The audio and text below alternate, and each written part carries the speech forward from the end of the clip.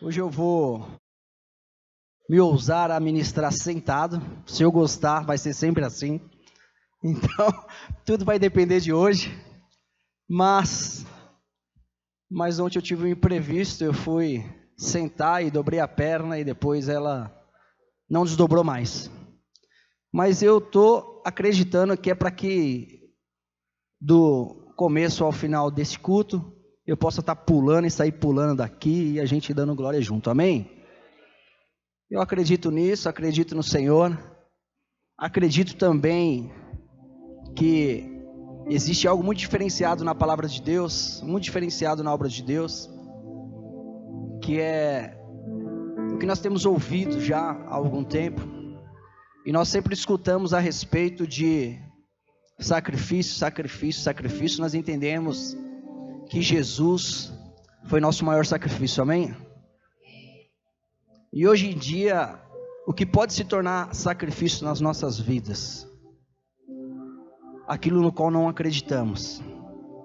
Se existe algo no qual fazemos, no qual não acreditamos, isso se torna sacrifício e cheio de estresse. Mas se existe algo na nossa vida no qual nós acreditamos, nós passamos a viver muito melhor do que vivíamos antes, amém? Reflita nessas palavras, reflita nisso que eu estou te dizendo, porque é muito semelhante ao paradoxo da cruz. Muitos queriam que Jesus fosse crucificado para que ele fosse esquecido, mas o Pai, com o mesmo desejo, queria que ele fosse crucificado para que jamais fosse esquecido, para que sempre fosse lembrado. E é assim que nós vivemos a nossa vida nele, bebendo da fonte que provém dele. Nós falamos a semana passada que em Jesus nós temos progresso. E diante desse progresso que Jesus tem para nós, o único objetivo de compartilhar desta palavra é entender que mesmo que meu joelho possa estar doendo neste momento, mesmo que talvez o meu corpo ele não esteja 100% na sua plenitude, em sua atividade, o que nós podemos garantir é que o Espírito Santo de Deus que está nesse lugar, ele é livre, ele é poderoso, amoroso e tem o melhor para nós essa noite. Este que não falha, não nos abandona, não nos entristece, mas cuida de nós em todas as horas. Assim como o mesmo objetivo da semana passada, nessa semana eu quero dar continuidade para que juntos nós possamos entender que ele é digno de toda honra, de toda glória, de todo louvor. Jesus Cristo seja exaltado eternamente, para sempre. Amém, amém e amém. E o objetivo de nós estarmos aqui e de darmos continuidade naquilo que nós falamos a semana passada é nós entendermos que nunca estaremos de mãos vazias, mesmo que muitas das vezes machucado.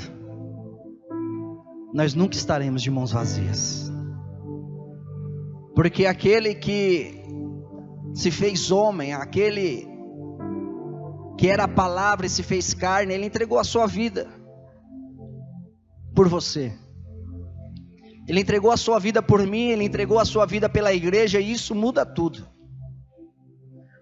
Nós dissemos a semana passada que em Jesus nós temos progresso, e diante do progresso em Jesus, jamais, jamais, jamais, após a nossa salvação nele, talvez na nossa salvação já chegamos a ele com as nossas mãos vazias, mas após a salvação, jamais estaremos novamente com as nossas mãos vazias. E entendemos que diante desse cenário existe uma ordem hoje que direciona a igreja de Jesus Cristo, uma ordem dada, a ordem de Melquisedeque. Eu quero compartilhar contigo em Gálatas 3,14. Em Gálatas 3,14 diz: isso para que em Cristo Jesus a bênção de Abraão chegasse também aos gentios, para que recebêssemos a promessa do Espírito Santo mediante a fé. E quando nós olhamos diante dessa palavra, amado, nós vemos que nós recebemos algo da parte do Pai. E esse algo, como eu disse ainda semana passada, esse algo nos diz que a Bíblia fala a respeito de nós, que nós somos abençoados pelas bênçãos de Davi, pelas bênçãos de Daniel, apesar de serem grandes homens de Deus. Mas a Bíblia diz que nós somos abençoados pelas bênçãos de Abraão. A palavra de Deus diz que nós somos filhos de Abraão, e Abraão chegou diante de Deus, naquele momento diante de Melquisedeque, mas exaltou a Deus com as suas mãos cheias. Uma vez que você é salvo, seria uma desonra chegar diante do Senhor com as mãos vazias, como ele não se tivesse te abençoado em nada. Abraão estava voltando de uma vitória, onde nós falamos também a semana passada, e Abraão acabara de vencer ali 4 reis. E naquele momento, Melquisedeque ali, que representa o próprio Senhor Jesus Cristo, vem, o abençoa, traz pão, traz vinho, para fortalecê-lo, para restaurá-lo, para trazer ânimo ao descanso.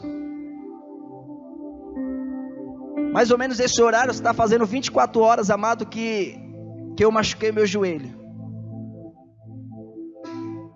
E desde o momento em que eu senti a dor no meu joelho pela primeira vez, eu não encontrei tal satisfação no momento em que eu cheguei neste lugar. É incomparável. É incomparável a fé dos irmãos, é incomparável a fé em nosso Jesus Cristo, o corpo sendo ativado, e a igreja dizendo: eu acredito. Eu acredito que a dor vai embora, eu acredito que é um novo tempo, eu acredito que é um recomeço, eu acredito que Jesus cura. E isso traz satisfação aos nossos corações, amado. Então, apesar de eu estar com dor às 13 horas da tarde e estar com dor às 18, o que muda? Muda o fato do corpo estar ativado e ele estar ali em você sendo inserido. E você encontrando satisfação e mais satisfação e mais satisfação e mais satisfação.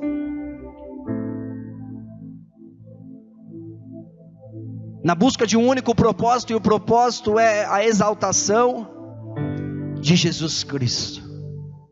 É a comprovação de que Jesus Cristo vive, e Ele cura, Ele sara, Ele liberta, Ele salva, ainda hoje. A nossa busca cessante, amada, é por uma experiência para com o sobrenatural, para com a certeza que já está na nossa alma, comprovada pelo Espírito, e é que Jesus Cristo vive. E quando nós olhamos para Abraão diante de Melquisedeque, é isso que Abraão está fazendo ali. Talvez não com uma mão no joelho, mas ali com os despojos daquela guerra, com o mesmo objetivo, o objetivo de exaltar aquele que vive. E a palavra de Deus diz, no momento em que Abraão vê que é abençoado, eu chegar esta noite aqui neste lugar, eu vejo que sou extremamente abençoado. Extremamente abençoado por fazer parte desse corpo. E nós vemos que Abraão, vendo que era abençoado, amado, ele não somente fez como eu neste momento, com palavras dizendo: eu sei que sou abençoado, mas ele deu o dízimo de tudo que ele tinha. E o alvo primário do dízimo, amado, não é proclamar da boca para fora, mas é expressar de uma maneira significativa o quão grande é o nosso Deus. Quero que você feche seus olhos no seu lugar, aonde você estiver, curva a sua cabeça. Pai, em nome de Jesus, e pelo Espírito que habita em nós, o Espírito Santo de Deus, como família da fé, como aqueles que foram escolhidos, feitos reis, sacerdotes. Que os problemas, Senhor, dos meus irmãos nesta hora não sejam grandes problemas, mas para que eles possam compreender no vosso Espírito o quão grande é o vosso Deus, o quão grande é o vosso Deus, e que o Senhor continue sendo exaltado e glorificado, Senhor, enquanto nós vivermos. E já que vivemos, Senhor, que venhamos exaltá-lo, que venhamos glorificá-lo e dizer o quão grande és tu, ó Pai.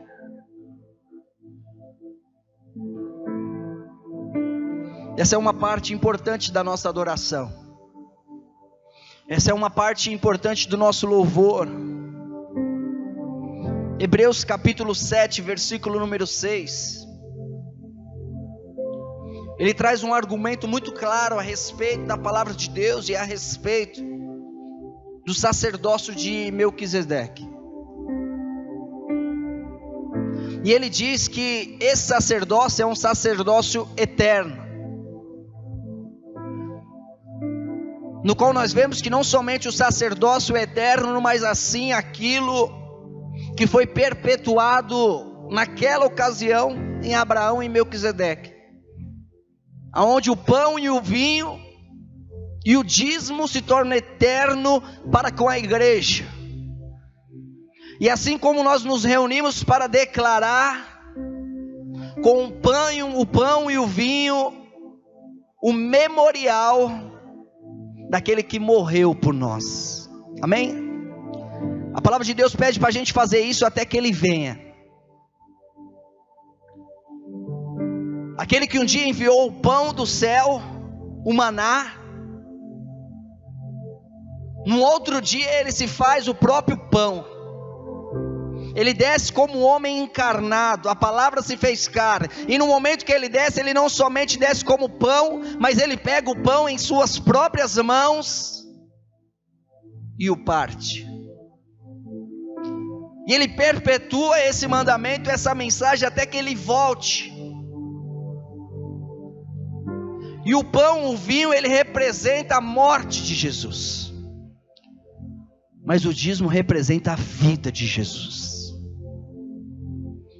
É aquele que está vivo, aquele que está sentado à direita do Pai. Em Hebreus capítulo 7, versículo 6 diz: este homem, porém, que não pertencia à linhagem de Levi, recebeu os dízimos de Abraão e os abençoou aquele que tinha as promessas.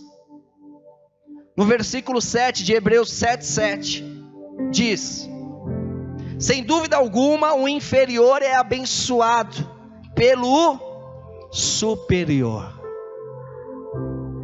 No primeiro caso, quem recebe o dízimo são homens mortais.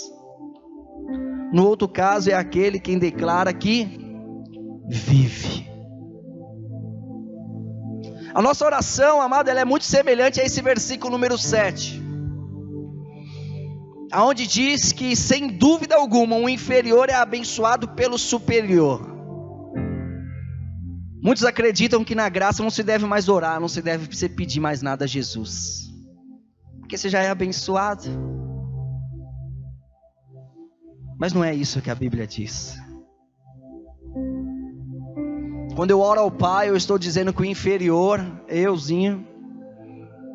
estou pedindo algo ao superior, meu Paizinho. E essa petição, ela acontece no nome de Jesus, em exaltação à obra da cruz de Jesus.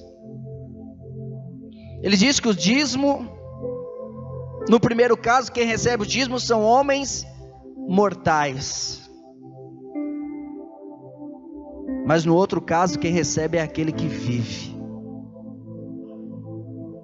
aquele que não passará, daquele que é eterno, aquele que reina e governa. Então, se você quer guardar algo essa noite, guarde que o pão e o vinho são para testemunhar a morte do Senhor, mas o dízimo é para testificar que Ele vive eternamente.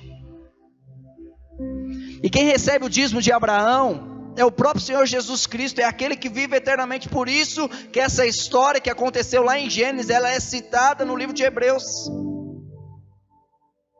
a fim de mostrar o quão grande é o sacerdócio de Melquisedeque.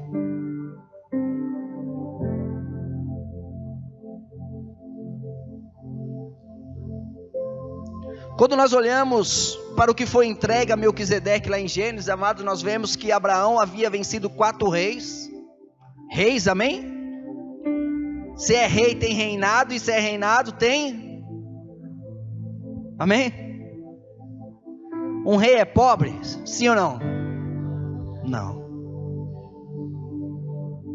Ele havia vencido 4 pessoas extremamente ricas. E naquela ocasião, quando alguém se vencia, alguém ficava com tudo aquilo que pertencia a esse alguém no qual foi derrotado. E Abraão naquele momento estava carregando a riqueza de 4 pessoas extremamente ricas. Mas o que Abraão fez naquele momento, amado, entregou algo a Melquisedeque. Esse algo que ele entregou foram 10% de uma riqueza de 4 reis que eram extremamente ricos. Ele entregou 10% disso. Mas se nós formos olhar para a palavra de Deus e entender o que significa essa 10ª parte, nós podemos ir para a história, para aquilo que está escrito, e ver que na ocasião de José que foi vendido como escravo, José, que durante muitos anos, o seu pai pensava que ele estava morto, porque os seus filhos assim o enganaram. Eles pegaram a túnica de José, sujaram com sangue, e disse a Jacó que ele estava morto.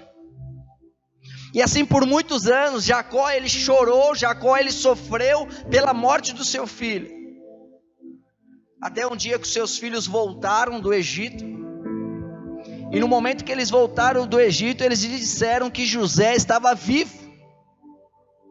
E falaram para Jacó não somente que José estava vivo, mas falaram também que agora José era o governador do Egito. Mas no momento em que José disse isso aos seus irmãos, e seus irmãos reportaram ao seu pai o título que ele havia recebido lá, Jacó não acreditou nessa história. Eu quero ler contigo, está lá em Gênesis capítulo 45, versículo 26.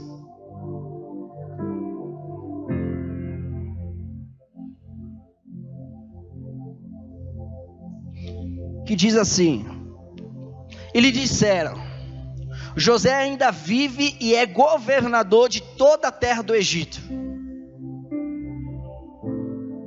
Com isso, o coração lhe ficou como sem palpitar, porque não lhes deu crédito. Porém, havendo-lhe eles contado todas as palavras que José lhes falara, vendo Jacó o seu pai os carros que José enviara para levá-los, reviveu o espírito e disse Israel: basta, ainda vive o meu filho José, irei e o verei antes que eu morra. O que eu quero te dizer aqui nesses versículos, amados, eu quero te dizer que são 3 versículos que algo muito especial aconteceu. Enquanto não creu nas boas novas de que o seu filho estava vivo, e é o que está no versículo 27, diz que quando ele ouve as palavras de José, e também os carros que ele enviou, então ele creu. Amém? Estão comigo? Os filhos vieram, deram testemunho, Jacó não acreditou, mas no momento em que eles repetiram as palavras de José, e no momento em que eles viram aquilo que os filhos trouxeram de José, os carros que trouxeram de José, diz que ele creu. Mas o mais interessante desses 3 versículos é que começa dizendo que Jacó não acreditou, e depois termina dizendo que Israel acreditou. Isso significa, amado, que as pessoas, elas recebem fé quando ouvem a palavra do Senhor. Quando você diz a respeito de Jesus Cristo, elas recebem fé. Mas algumas pessoas um pouco mais fracas, ou talvez um pouco mais insensíveis, precisam também ver os carros que Deus enviou à sua vida. Alguns creem somente quando veem os sinais das bênçãos de Deus sobre você, sobre nós como igreja. E sabe quais são os sinais das bênçãos de Deus sobre nós?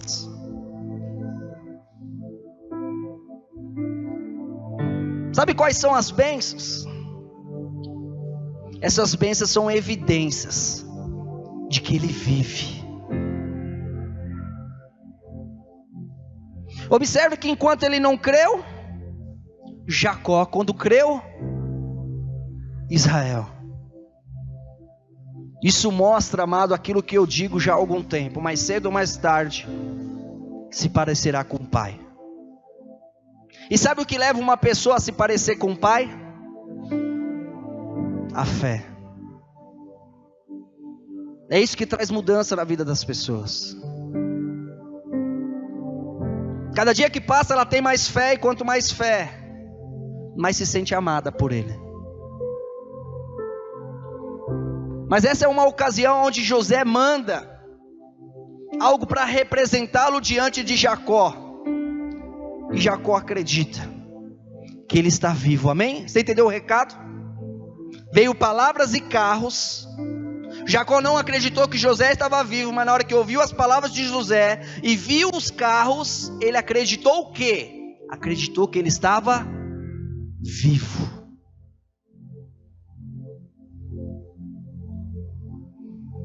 Nós olhamos para outros casos na Bíblia, como por exemplo a ocasião no qual Abraão mandou que o seu servo fosse buscar uma noiva para Isaac.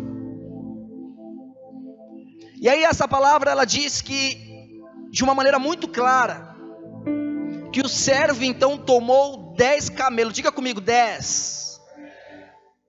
É isso que a Bíblia diz que ele tomou 10 camelos, do que se diz que era de todos os seus bens. Aqueles 10 camelos eram para representar todas as bênçãos que Abraão tinha. Aqueles 10 representava toda a riqueza de Abraão. O que eu quero te dizer que para Deus 10 ele representa tudo. Na Bíblia diz em Gênesis 24, capítulo 24, versículo número 10, está escrito o seguinte: o servo partiu com 10 camelos do seu senhor, levando também do que o seu senhor tinha de melhor. Partiu para a Mesopotâmia em direção à cidade onde Naor tinha morado. Esses versículos eles nos mostram que o 10 ele representa o que Abraão tinha de melhor. Mas mesmo diante de tanta verdade bíblica, amado, muitos ainda têm perdido a oportunidade de exaltar Jesus Cristo. Muitos ainda têm perdido a oportunidade de dizer que Ele vive, de testemunhar com palavras e com carros de que Ele vive. Mesmo assim, muitos hoje ainda resistem a dar o dízimo, a reconhecer o número 10, que para Deus é tudo. Muitas das vezes existe até um pouco mais de facilidade de dizer, talvez numa oração muito sincera: tudo que eu tenho pertence a Deus. Só estou aqui neste lugar por causa de Deus. O que eu tenho de mais valioso na minha vida é Deus. E eu acredito nisso. Eu acredito na sinceridade do seu coração. Mas o meu desejo nessa noite é que a palavra e o Espírito Santo de Deus possa te revelar que o Senhor deseja nos levar às águas mais profundas. Que essa sinceridade no nosso coração, ela pode se tornar ainda mais verdadeira. Que diante da plenitude daquele que vive, este testemunho ele pode se tornar ainda mais poderoso no nome dele. Porque o Senhor diz que se damos 10%, Ele recebe como se fosse todos os nossos bens. E se nós dizemos que tudo o que nós temos pertence a Ele, a maneira de nós dizermos a Ele é dando esses 10.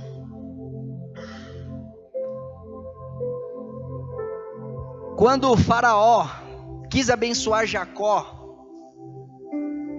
ele mandou que enviasse 10 jumentos carregados com o melhor do Egito. Eu quero ler contigo, está lá em Gênesis, capítulo 45, versículo número 19. E diz assim: mande-os também levar carruagens do Egito para trazerem as suas mulheres, os seus filhos e seu pai. Não se preocupe com os seus bens, pois o melhor de todo o Egito será de vocês. Assim fizeram os filhos de Israel.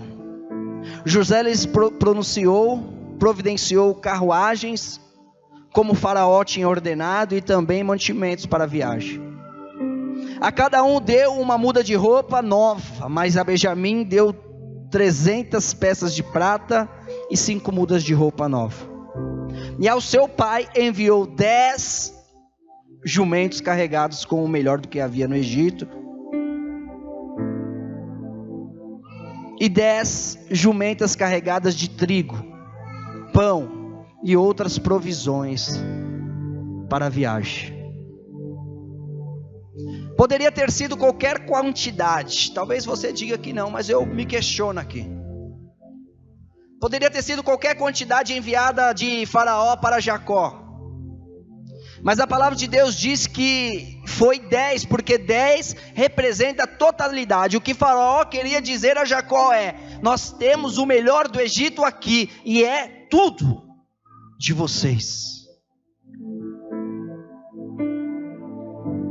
E se nós formos refletir nessas coisas, nós podemos dizer que não basta dizer ao Senhor que tudo o que nós temos é dele, mas entregar o dízimo representa essa verdade do nosso coração.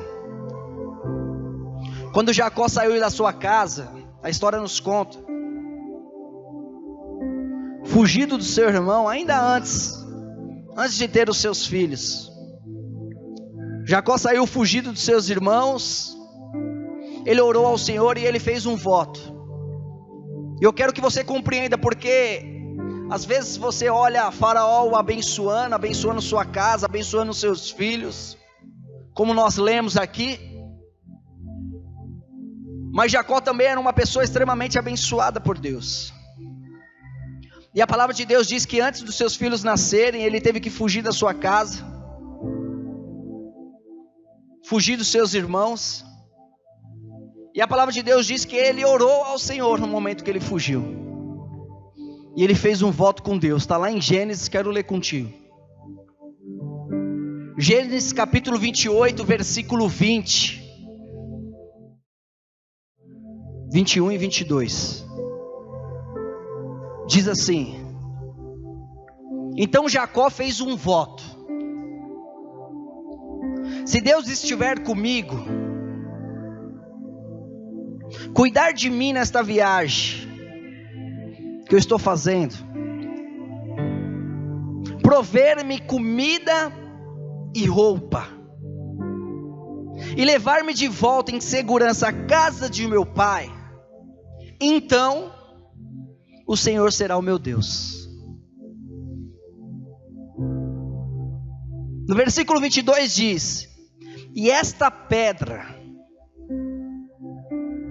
que hoje coloquei como coluna servirá de santuário de Deus, e de tudo o que me deres, certamente te darei o dízimo. Por que ele daria o dízimo de tudo? Porque ele estava dizendo que tudo que ele recebeu, proveu desse voto. Amém? Está claro? Se tiver roupa, se eu tiver comida, se eu tiver segurança, amém? O Senhor tem te dado isso? Tem recebido roupa, abrigo? Tivemos uma chuva forte esses dias. Que o Senhor seja exaltado por você estar guardado nele, por ele ser o seu abrigo, por você ter uma bela refeição nesse dia de domingo, um bom almoço. Eu glorifico o Senhor por todas essas coisas. Quando alguém dizer a você que você está bonito, lembre-se por que você está bonito. Amém?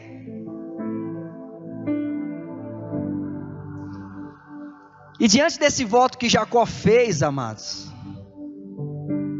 22 anos depois, diga assim, 22 anos depois, é um tempo que se passou bem significativo. Ele estava bem longe de casa, ainda na casa do seu sogro, tentando enganá-lo. O sogro de Jacó estava tentando enganar ele. 22 anos depois, a palavra de Deus diz que 22 anos depois, ele longe ainda da sua casa, o seu sogro tentando enganar ele, o Senhor lhe apareceu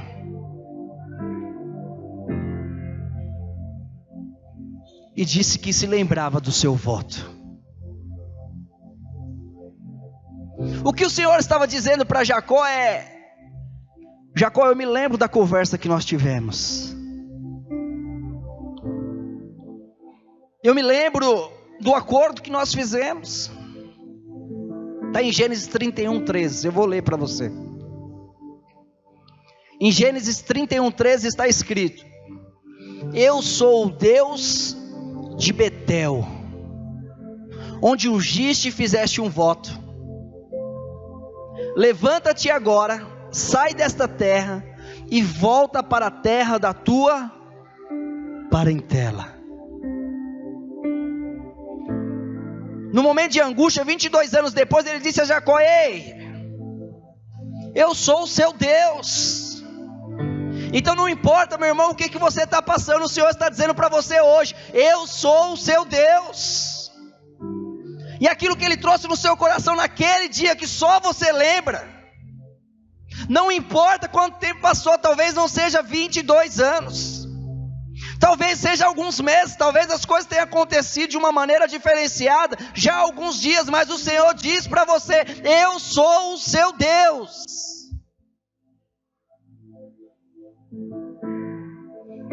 E quando nós olhamos para a história, amado, Deus não somente diz que é o meu Deus ou o seu Deus. Deus não somente diz que é Deus de Jacó, mas Deus começa a fazer algo naquele momento. E Deus começa a fazer algo na sua vida hoje. Quando nós olhamos para a história, nós vemos que Deus mudou a condição genética daquelas ovelhas. Ele mudou o salário de Jacó, no qual tinha sido acordado com o seu sogro. Sabe por quê? Porque ele se lembrava do voto, ele se lembrava do dízimo, ele se lembrava de tudo aquilo que tinha acontecido naquele lugar. Primeiro ele lembrou Jacó: Jacó, roupa, viagem, segurança, saúde, tudo que eu te der, você dará o dízimo, reconhecendo que tudo provém de mim. E antes dele começar a mudar a condição genética e tornar ali Jacó extremamente bem-aventurado, ele lembra Jacó do voto, dizendo: Jacó, eu sou o seu Deus, o Deus que te dá roupa, que te dá comida, que te dá segurança, uma viagem tranquila, e o mesmo Deus que você diz, porque o voto não está, o acordo, a conversa não só está de um lado, proveu da boca de Jacó, e Jacó diz: e tudo aquilo que eu receber, eu vou reconhecer que provém de ti. Então o que Deus está dizendo é: eu vou mudar a circunstância agora, mas reconheça que provém de mim. Então reconheça que tudo aquilo que está acontecendo na sua vida provém do Senhor, provém do seu Pai, provém do nome poderoso que está acima de todo nome. Este é o princípio dos 10 na Bíblia. Esse é o princípio dos 10 na palavra do Senhor. Quando nós olhamos, nós vemos que ao eu dar os 10, os outros 90 serão santificados.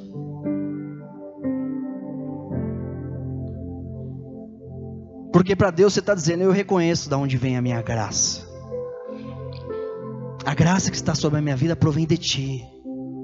Eu não mereço, mas o Senhor faz. E se entregamos 10 e ficamos com 90, o Senhor nos abençoa como se a gente tivesse entregado tudo.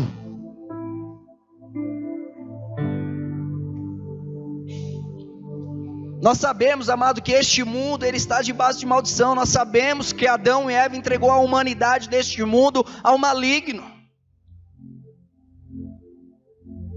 Mas nós sabemos que Jesus Cristo foi para o madeiro por nós, para quebrar toda a maldição. Nós sabemos que essa obra começa em Jesus Cristo. Por isso que nós temos o encargo, e por isso estamos aqui hoje falando a respeito das bênçãos em Cristo Jesus.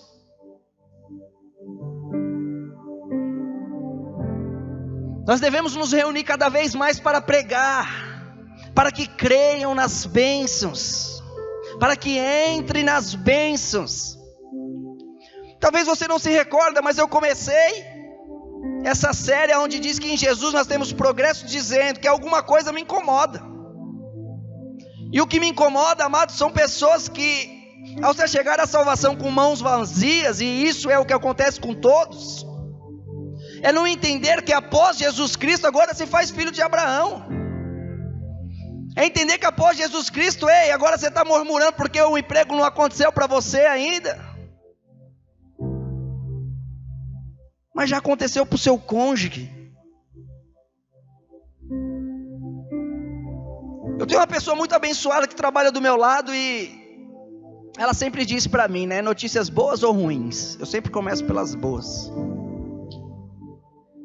E no momento que ela me traz as notícias, ela traz as boas, traz as ruins, e essa semana eu me peguei em algo, porque ela trouxe a boa, logo em seguida a ruim. Em vez de eu festejar a boa, eu entrei em crise na ruim. Eu quebrei o pau na ruim, eu entrei no estresse na ruim, e quando eu fui me dar conta, já tinha perdido algumas horas aí. Porque nós esquecemos de enxergar para quão bem-aventurado nós somos. Apocalipse 22:3 diz que no futuro não haverá mais maldição. No futuro, amém? E quando nós olhamos para a igreja, para aqueles que acreditam em Cristo Jesus, nós entendemos que hoje nós estamos aqui e somos completamente livres de toda maldição, amém? Somos livres completamente de toda maldição. Mas se eu fosse te fazer uma outra pergunta, talvez a primeira pergunta seria: você acredita que você é livre de toda maldição? Aí você diria com um pouco de facilidade, acredito eu. Mas se eu fosse perguntar, como é que acontece esse processo para que você seja livre de toda maldição? Talvez você iria para algo mais simples, diria: Jesus me livrou de toda maldição. Sim.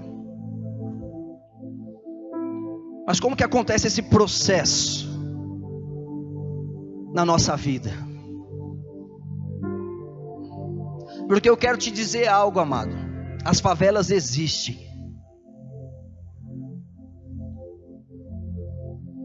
Eu quero te dizer algo. As drogas existem. A prostituição está por toda parte. Mesquinhos, gananciosos, existe. Agora a minha pergunta é: sabe por que nós presenciamos tantas coisas ruins? É porque essa terra está amaldiçoada.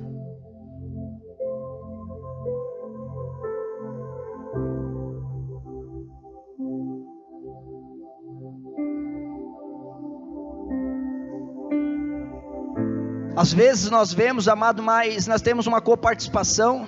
Semana passada era aniversário da nossa amada irmã. Mas sabe o que tem acontecido na vida da nossa amada irmã, que mora ali na Viela? Junto com o Marcelo, com a Ellen, que é um exemplo próximo a nós. Sabe o que está acontecendo? Estão livres de toda maldição. A circunstância é diferente. Deus está usando como canal de vida naquele lugar. Mas quando nós olhamos para essa terra, nós não podemos dizer que não existe maldição. Existe, a terra, ela está debaixo de maldição.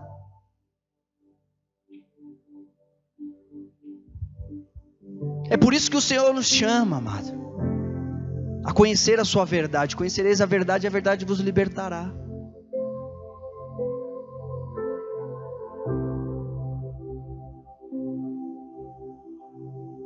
Você pode não acreditar, mas o diabo quer matar, quer destruir, quer amaldiçoar, quer enganar. Você pode talvez achar que não existe uma guerra. Então não existiria armadura, né?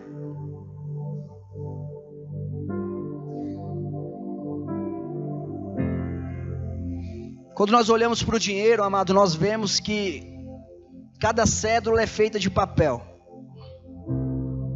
que procede de uma árvore que foi processada e por sua vez cresceu da terra, a qual a terra está debaixo de maldição. Pode não acreditar, amado, mas às vezes o dinheirinho está guardado na sua carteira, ele já serviu aí como um canudinho para que as pessoas cheirassem uma farinha. Você pode não acreditar, mas esse dinheiro que está na sua carteira aí pode já ter pago uma prostituta. Só sexo, mais nada. Nem olha na cara depois, mas o dinheiro pagou isso.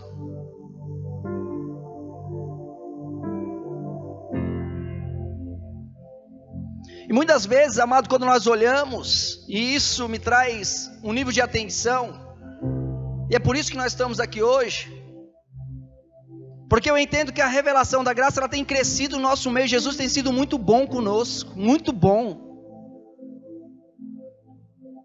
Cada dia que passa eu vejo jovens, adultos e famílias se sentindo mais amados pelo Pai.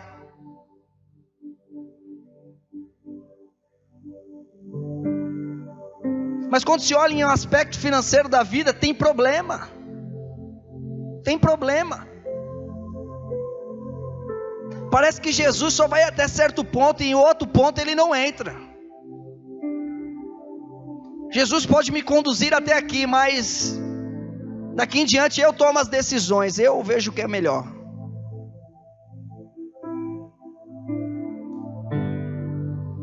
O que muita gente não entende, amado, é que o dinheiro, ele recebe a mesma maldição. É o que muita gente não entende.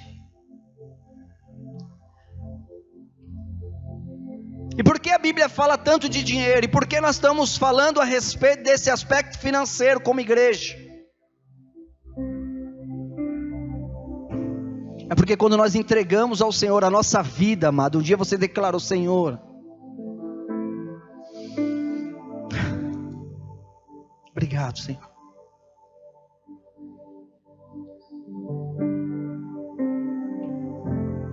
Obrigado pelas tuas boas novas, Senhor. Obrigado pelo teu amor. obrigado por ter me amado primeiro.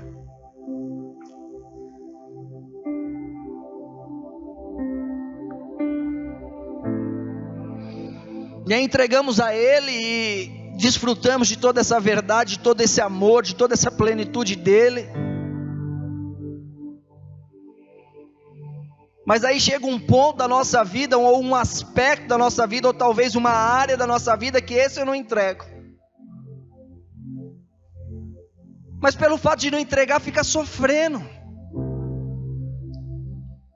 Sendo que não é para você sofrer, porque Jesus trocou na cruz. Então quando nós entregamos e abençoamos todo o nosso dinheiro, entregamos a Ele, dizemos: Senhor, não é somente pela minha filha que eu oro, não é somente pelo destino dela, não é somente pelos sonhos dela, Senhor, não é somente pelos meus filhos, Senhor, mas eu entrego também a minha área financeira.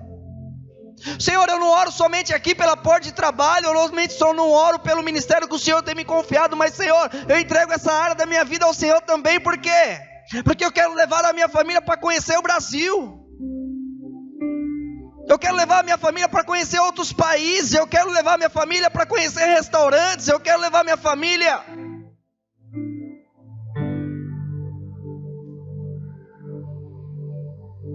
O apóstolo Paulo diz que se as primícias elas forem santas, assim será toda a massa. Romanos capítulo 11, versículo 16. É muito claro, amado, que se naquilo que é santo o diabo não toca, naquilo que é santo o diabo não mexe.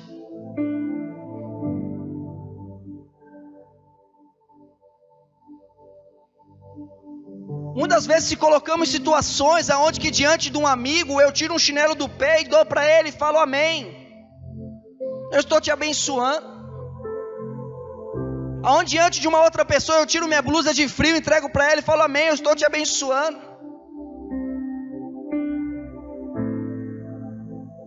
Mas quando se fala algo da parte de Deus e diante da palavra do Senhor, se torna algo tão distante que fica difícil até discernir a intenção daquele ato.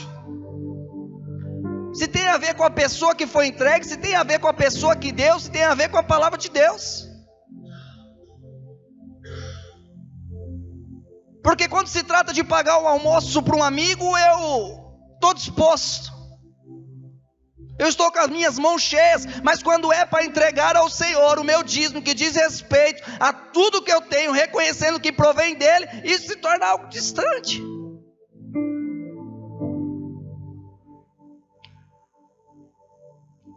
Não faz sentido.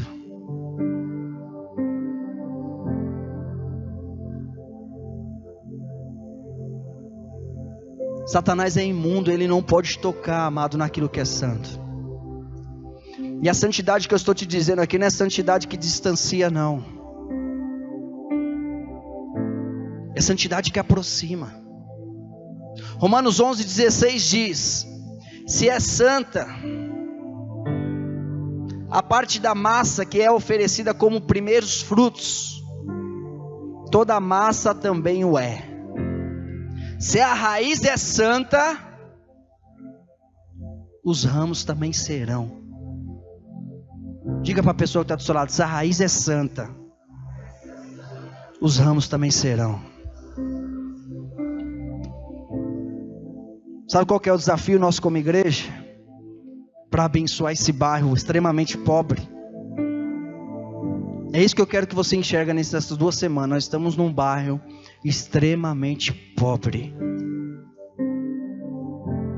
E o Senhor nos trouxe não somente aqui para levantar as nossas mãos e adorar-os com louvor, mas o Senhor nos trouxe aqui para canalizar a sua riqueza e abençoar esse lugar.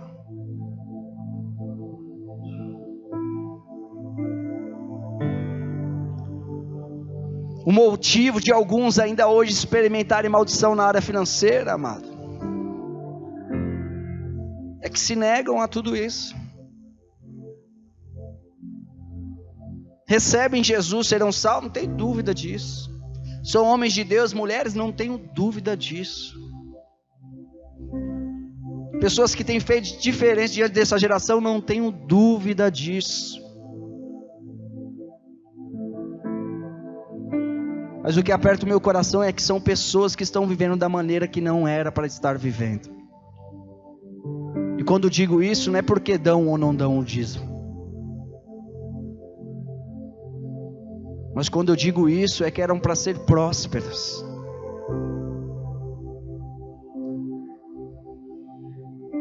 Era para entender que as suas mãos não estão vazias, estão cheias.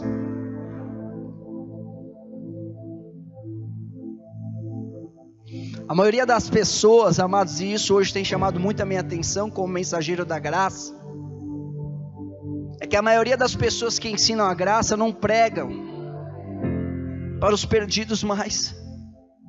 Pode acreditar. A maioria das pessoas que ensinam a graça não são mais intensos em suas orações, e às vezes até defende que não é mais necessário pedir ao Pai. São indiferentes na adoração. Creem que não são salvos por obra, estão certos nisso. É correto se crer desta forma, mas esquece de serem responsíveis a Deus. Hoje a minha filha passou por mim, ela olhou para mim de longe no meu pequeno corredor, aí eu fiz assim para ela, aí eu pus assim um lápis, mandei um beijo para ela, aí ela olhou para mim, ficou com as suas mãos assim,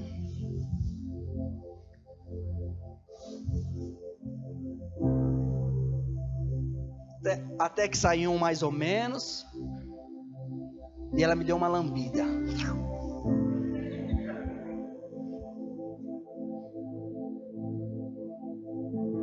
Ela foi responsiva ao Pai. E sabe o que é o mais interessante? É que eu, como pai, eu esperava aquilo. Ela levou o tempo que ela precisou, mas eu parei tudo que eu estava fazendo e continuei olhando ali para ela.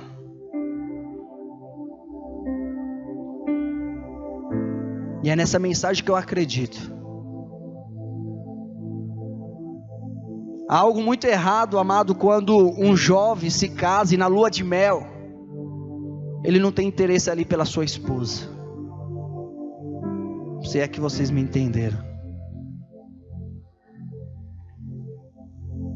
Há algo muito errado com alguém que diz ter visto a graça de Deus, mas não dá resposta nenhuma a Deus.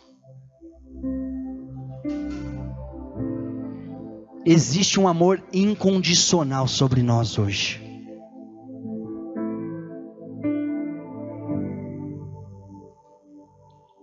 E eu quero dizer para você que muitos gostam de dizer que a igreja não precisa de dinheiro, mas isso é falso. Isso não é verdadeiro. Porque quando uma igreja ela precisa de dinheiro, isso significa que ela está interessada nos perdidos. Se a igreja hoje ela precisa de dinheiro, isso significa que há um abrigo sendo levantado para os necessitados. Se a igreja precisa de dinheiro, isso significa que ela se importa com as crianças e adolescentes, e que ele está lhe dando o melhor que pode. E eu posso dizer do fundo do meu coração que Deus me livre, que Deus nos livre de chegar um dia em que a igreja não precise de dinheiro. Qualquer igreja que necessita de dinheiro é porque está fazendo alguma coisa para o Senhor.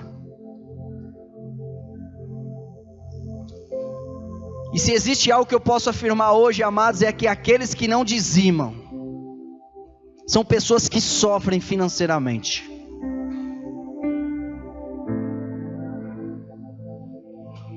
E eu posso te garantir que com todas as pessoas que eu já conversei até hoje, todas as pessoas, todas, amém? Não teve um.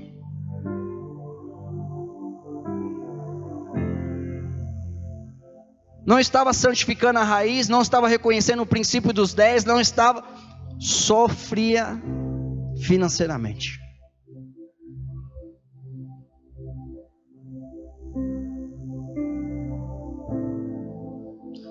Mas como que eu posso dizer isso se somos abençoados com as bênçãos de Abraão?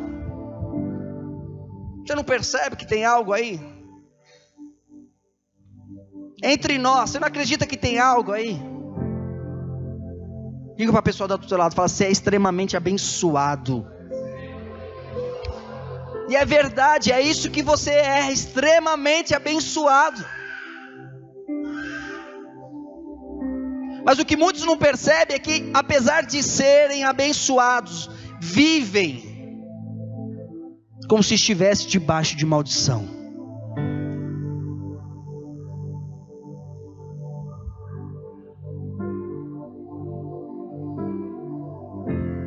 É como aquela pessoa que assiste um filme de terror onde as trevas é maior do que a luz, e assiste ali na sua televisão juntamente com seus filhos,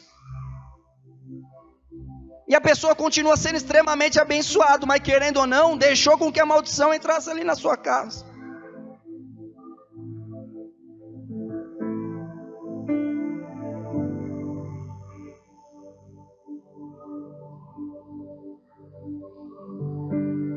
O que eu quero te afirmar aqui hoje é que quando todo esse dinheiro do planeta, amém?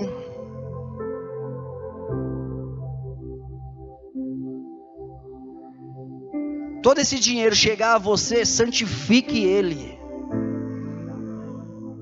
Santifique ele.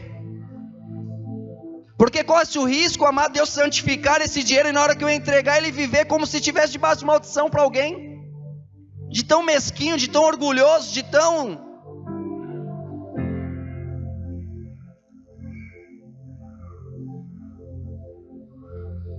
Eu quero te dizer que você é abençoado, mas seu dinheiro não.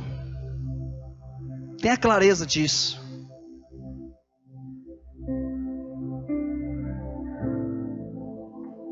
O pessoal da banda pode vir aqui para nos auxiliar?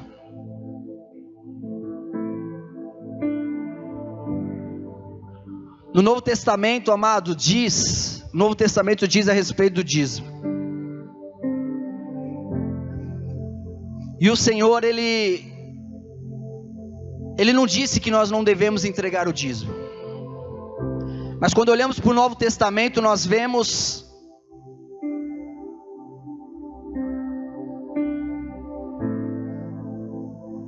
que devemos focalizar a justiça e o amor de Deus, mas não deveríamos omitir o outro. Em Lucas 11:42, Jesus fala a respeito destas coisas. Em Lucas 11:42, Jesus diz assim: mas ai de vós, fariseus, que eram os religiosos da época, ai de vós, fariseus, porque dais o dízimo da hortelã, da arruda e de todas as hortaliças, e desprezar a justiça e o amor de Deus. Deveis, porém, fazer estas coisas, sem omitir aquelas.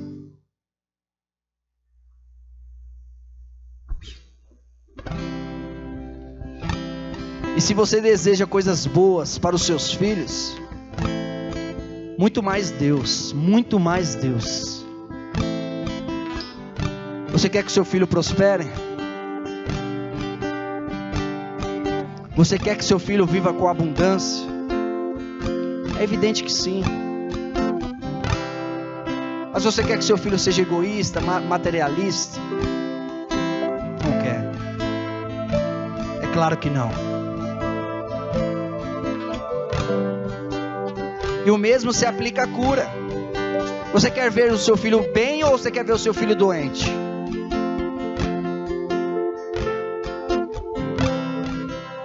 Você pensa que o suficiente para ele é melhor do que o de Deus? Aquilo que você espera para o seu filho que é suficiente para ele, você acha que é melhor do que o que Deus pensa para ele? Não é. Quero ler um texto com você, está lá em Mateus, para a gente finalizar. Nós vamos ofertar e em seguida vamos adorar o Senhor com louvores. Em Mateus 7, capítulo 7, versículo 7. Essa é uma verdade que muitos se esqueceram com a mensagem da graça. Mateus 7, do 7 ao 11, diz assim: peçam e lhes será dado, busquem e encontrarão, batam e a porta lhes será aberta. Pois todo o que pede recebe, o que busca encontra, e aquele que bate, a porta será aberta. Qual de vocês, se o seu filho lhe pedir pão, lhe dará uma pedra, ou se lhe pedir um peixe, lhe dará uma cobra? Se vocês, apesar de serem maus, sabem dar coisas boas aos seus filhos, quanto mais o Pai de vocês que está nos céus dará coisas boas aos que lhe pedirem. Amém? Coloque-se de pé em nome de Jesus, aquele que puder. Eu quero te dizer essa noite que o dízimo ele representa algo neste lugar. Eu quero te dizer que o dízimo ele representa algo na sua vida. E ele representa Cristo diante de Deus, declarando que ele vive eternamente. Cristo é as premissas, assim como o dízimo. Desta forma, o dízimo é o símbolo do próprio Senhor Jesus.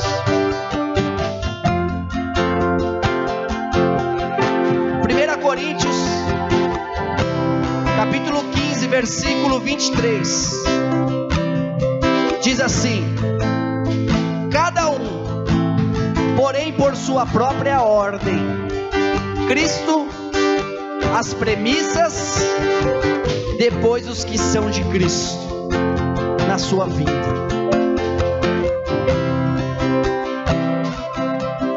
Cada vez que você participa da ceia, cada vez que você dá o dízimo, você está relembrando o Pai a respeito do seu filho. Gostaria de pedir para você pegasse a sua oferta, pegasse o seu dízimo, que os irmãos com a salva viessem aqui na frente. Nós vamos ofertar primeiro, depois vamos louvar, amém? Tá bom?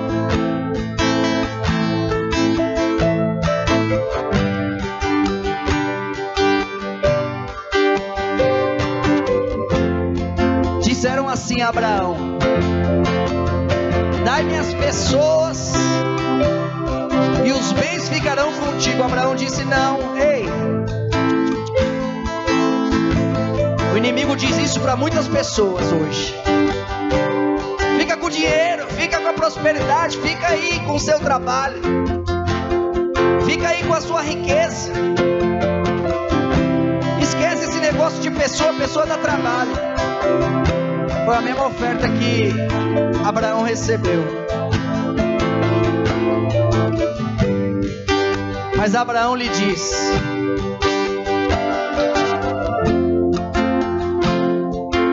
não vai pegar nenhuma correia de sandália, para que não digas, eu enriqueci Abraão. Sabe quem enriqueceu Abraão? É o nosso Pai. Feche os teus olhos. Quero orar contigo antes de ofertarmos. Pai, eu te agradeço por essas 2 semanas, onde pudemos diante da tua palavra aprender um pouco mais com o teu Espírito. E se existe algo como filhos que queremos fazer, é exaltar o nome de Jesus, é dizer quem é o centro deste lugar, é reconhecer aquele que morreu por nós, mas também aquele que ressuscitou e hoje vivo está. Pai, nós oramos por este bairro, nós oramos por este lugar, Senhor, que este lugar venha ser um lugar de destaque na cidade de Mauá, que este palavra, mas também pela riqueza que trouxeste a este lugar. Famílias abençoadas, lares transformados, necessidades satisfeitas pelo teu evangelho, pelo poder da tua palavra. Nós cremos que tudo provém de ti, Senhor. Nós consagramos nesta hora. Talvez muitos não entendam o momento no qual nós dizemos, ó Pai, vamos consagrar a nossa finança, vamos consagrar, Senhor, aquilo no qual nós acreditamos que provém de ti, Senhor. Cuide de nossos negócios, cuide, Senhor, de nossa casa, cuide, Senhor, de nosso trabalho, cuide, Senhor, de toda a prosperidade que tem para nós, porque tudo provém do Senhor, Pai. Nós descansamos nessa verdade, confiamos em Ti, ó Pai. Nós consagramos e entregamos a Ti com fé, de que somos extremamente abençoados pela obra da cruz, de que somos extremamente abençoados por aquele que vive, e se é através do louvor que é para exaltá-lo, exaltaremos, que se é através da nossa oferta e nossos dízimos, Senhor, que iremos exaltar, exaltaremos, que se é através da Tua palavra, Senhor, que iremos exaltar, exaltaremos, e se é crendo na cura, Senhor, no Teu nome nós curaremos. Obrigado, Jesus, por esta noite. Aleluia. Obrigado, Jesus. Obrigado, Jesus.